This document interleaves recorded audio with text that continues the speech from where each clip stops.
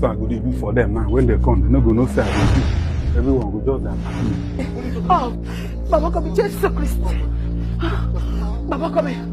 Baba come Jesus Christ. Oh, Baba come here around. Where is she? You want me to go sleep? Oh, you jara futara. Baba come tell me futara. Baba come Jesus Christ. Baba come Jesus Christ. Bigot! Welcome, sir. Welcome, sir.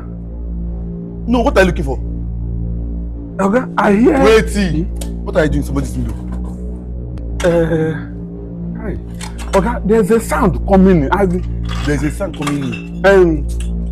Oh, Baba come Jesus Christ. Baba come here. Bigot, what are you doing there? Bigot, now why? See, gate is open though.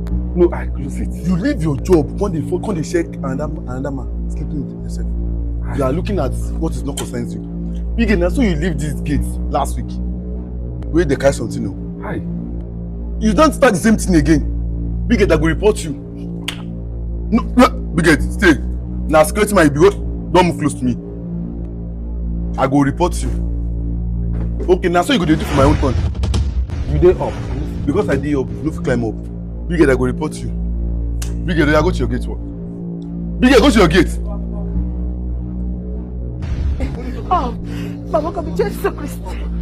Bigot, Oga, you say Beluko. Yeah, go. Go. Old man.